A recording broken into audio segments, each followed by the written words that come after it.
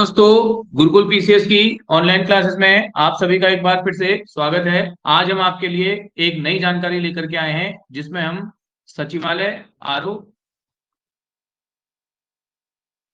और नैनीताल हाईकोर्ट का जो एआरओ है उसकी भर्ती की पूरी अपडेट आपको देंगे। कब नोटिफिकेशन आ सकता है इसका, ठीक है, कितने इसमें पद होने वाले हैं। तो पहले हम बात करेंगे नैनीताल हाईकोर्ट में जो आपकी एआरओ की वैकेंसी आएगी। थोड़ा सिलेबस और कट ऑफ भी डिस्कस करेंगे कि कितने मार्क्स आपको इसमें चाहिए कि आपका प्री इसमें क्वालिफाई हो जाए। ठीक है, तो पहले जो टोटल पद है वो टोटल पदों की संख्या है 24। लेकिन ध्यान रखना, ये 24 पद जो है ये एआरओ के टोटल पद नहीं है। इसमें कुछ पद आपके एआरओ के हैं, कुछ पद जो है अन्य हैं। तो पहले एआरओ की बात करते हैं। तो एआरओ में कुल पदों की संख्या है 15, जिसमें जनरल के जो पद हैं वो है 3, अनुसूचित जाति के जो पद हैं वो है 5, अनुसूचित जनजाति का 1 और 3 जो है ये इस प्रकार की कैटेगरी में ये पदों की संख्या दी गई है। क्वालिफिकेशन की अगर हम बात करें इसकी, तो सामान्य इसमें क्वालिफिकेशन मांगा जाता है आपको किसी भी स्ट्रीम से जो है स्नातक होना आवश्यक है। ठीक, स्नातक होना आवश्यक है। प्री परीक्षा जो इसकी होती है वो 200 मार्क्स की होती है। सिलेबस जीएस का लगभग लगभग सेम है, बस इसमें 200 मार्क्स की, सॉरी 20 मार्क्स की जो है वो लीगल टर्म पूछे जाते हैं। ठीक है, और इस बार जो जो पेपर आपका हुआ था अटॉर्नी जनरल वाला, वो एडवोकेट जनरल वाला, उसमें जो कट ऑफ आपकी गई थी वो लगभग लगभग शायद 141 कुछ गई थी। ठीक, और एक सीट इसमें जनरल की थी, एक सीट इसमें शायद शेड्यूल कास्ट की है। ठीक है, तो आपको अगर ये पेपर क्वालिफाई करना है तो लगभग आपको जो है 145 से 150 स्कोर करना पड़ेगा, क्योंकि जब 2021 में वैकेंसी आई थी उस समय जो इसकी कट ऑफ गई थी वो 145 के आसपास गई थी। इस बार कट ऑफ कम जाने के कुछ कारण भी हैं। एक तो आपका जो है जब सीटें बहुत कम होती हैं बच्चे भी अप्लाई कम करते हैं। दूसरा आपका जो है इसमें कोई भी प्रश्न जो आयोग द्वारा डिलीट नहीं किया गया, प्रत्यावर्तन किसी ने लगाया नहीं हुआ तो डिलीट भी आयोग ने नहीं किया। ठीक, नहीं तो उससे भी थोड़ा बहुत कट ऑफ में ऊपर नीचे हो जाता है। अगर इसके मेंस की हम बात करें तो मेंस जो इसकी पेपर होता है उसमें आपके केवल दो पेपर होंगे। एक आपका पेपर होगा जनरल हिंदी का और एक पेपर आपका होगा अंग्रेजी का। ठीक है, तो 200 मार्क्स की आपकी अंग्रेजी आती है, 200 मार्क्स की आपकी हिंदी आती है, तो 400 का आपका पेपर होता है। ठीक, और इस पेपर में पूरा आपका आएगा, एक तो व्याकरण पूछा जाएगा हिंदी और अंग्रेजी का। उसके बाद आपका जो है लेटर ड्राफ्टिंग हुई इंग्लिश की, वही लेटर ड्राफ्टिंग आपकी आएगी अंग्रेजी में। और इसके बाद आपका एक पेपर होगा, एक क्वेश्चन आपका इसमें निबंध का आएगा। निबंध के बाद जो है इसमें प्रेस राइटिंग वगैरह इसमें पूछी जाती है, और एक ट्रांसलेशन आता है हिंदी से अंग्रेजी और अंग्रेजी से हिंदी। इसका आप ध्यान रखिए। ठीक है, वैसे अगर प्री निकल जाए तो जो है आसान पेपर है, इसमें ज्यादा कुछ ज्यादा आपको करना नहीं है, दो पेपर करके आप एआरओ में बन सकते हैं।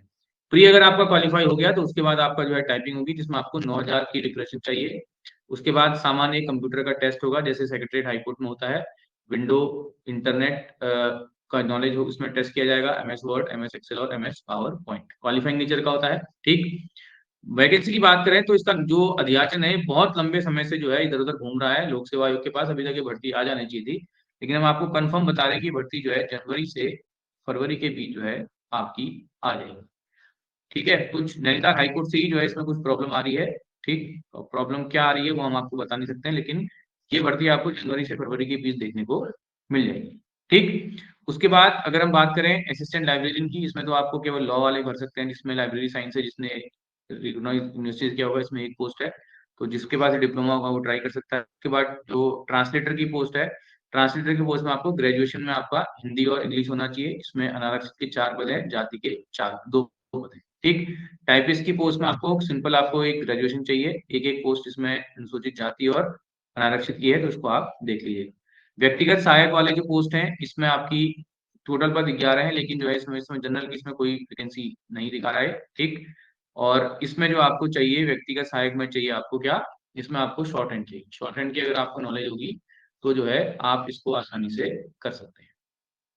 ठीक, अब अगर हम इसमें बात करें कि आपका जो मोस्ट अवेटेड वैकेंसी है जिसका नाम आपका है आरओ एआरओ, आरओ एआरओ सचिवालय। देखिए, मैं आपसे हाथ जोड़ के निवेदन कर रहा हूँ कि वैकेंसी कब आएगी इसका वेट मत कीजिए। वैकेंसी 2026 में ही आएगी, उससे पहले वैकेंसी नहीं आएगी। जहां तक अनुमान है फरवरी में इसका नोटिफिकेशन जारी हो सकता है और जून में इसका पेपर हो सकता है। ठीक है, क्योंकि लोक सेवा आयोग ने भर्ती कैलेंडर में आपका मई में लोअर दे रखा है, जून उसने खाली छोड़ा है, जुलाई में उसने जो है आपका अपर पीसीएस दे रखा है। मई में कुछ पेपर है इसके, जून भर्ती खाली है, हो सकता है नैनीताल हाईकोर्ट का प्री और जो है सचिवालय आरओ का जो प्री है, इसमें हो सकता है कि साथ इसका पेपर आपका हो जाए।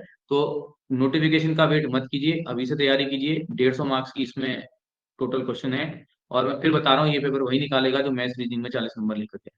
ठीक है, क्योंकि मैथ रीजनिंग में अगर आप 35 से 40 का स्कोर कर लेते हो, 35 से 40 का स्कोर कर लेते हो, तो फिर आपको कोई पेपर में सिलेक्शन से नहीं रोक सकता है। उसका कारण है कि मैथ रीजनिंग में जो है क्वेश्चन डिलीट नहीं होता है, मैथ रीजनिंग में क्वेश्चन डिलीट नहीं होता है, और डिलीट क्वेश्चन से बहुत बच्चे, आज जो जिन बच्चों का सिलेक्शन होना चाहिए वो बाहर हो जाते हैं, और कुछ बच्चे जो है किस्मत के भरोसे फिर इसमें अंदर चले जाते हैं। ठीक है, तो डिलीट क्वेश्चन मैथ रीजनिंग में नहीं होता है, होगा भी तो मैक्सिमम एक सवाल से ज्यादा नहीं होगा। तो मैथ रीजनिंग में अभी से पकड़ बनाइए, कमजोर है 2-3 घंटा जो है प्रैक्टिस कीजिए, कहीं कोचिंग लगा लीजिए, खुद से नहीं होता है तो कोचिंग लगा लीजिए, ताकि आपकी कंटिन्यूटी इसमें बनी रहे। ठीक है, और जीएस में अगर आप फिर उसके बाद 70 भी स्कोर करते हैं, मैथ रीजनिंग में अगर आपके 35 नंबर है, तो आप जो है 105 नंबर के आसपास आसानी से इसमें पहुंच जाएंगे। जीएस अगर आपकी अच्छी है तो नंबर आप और बढ़ा इसमें सकते हैं। तो मैं फिर बता रहा हूँ, मैथ रीजनिंग ही इसमें डिसाइडिंग फैक्टर रहता है। जीएस में क्योंकि भरोसा नहीं रहता, जीएस में गलती करने की संभावना ज्यादा होती है आपकी, क्योंकि 4 ऑप्शन होते हैं, उसमें आपका कंफ्यूजन ज्यादा होता है।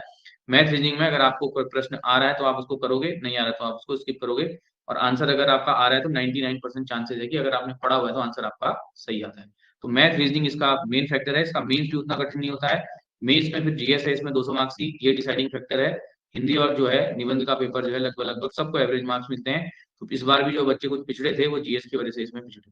ठीक है, तो उसमें अभी से आप तैयारी कीजिए, अभी आप बिल्कुल प्री पे फोकस कीजिए, बहुत टाइम मिलता है मेंस के लिए, 3-4 महीना बहुत होता है हिंदी और निबंध तैयार करने के लिए, उसमें बहुत अभी से करने की आवश्यकता नहीं है। हाँ, अपनी जीएस को साइड में मजबूत करते रहिए, जीएस को इस प्रकार से पढ़िए कि आपको अलग से जीएस पढ़ने की आवश्यकता नहीं। ठीक है, तो एक छोटी सी आपको जानकारी थी किस प्रकार से आप तैयारी कर सकते हैं, कब इसका नोटिफिकेशन आ सकता है। मैं फिर बता रहा हूँ नोटिफिकेशन कब आएगा, इसका वेट मत कीजिए, आप अभी से तैयारी कीजिए, और जून में अपना पेपर मान के चलिए, तब जो है इस पेपर में आप कुछ कर सकते हैं। जल्दी मिलते हैं करंट अफेयर्स की नई वीडियो के साथ, बहुत दिन से करंट अफेयर्स की वीडियो नहीं डाली है। चैनल वीडियो अगर आपको अच्छी लगे, लाइक शेयर सब्सक्राइब कीजिए। धन्यवाद।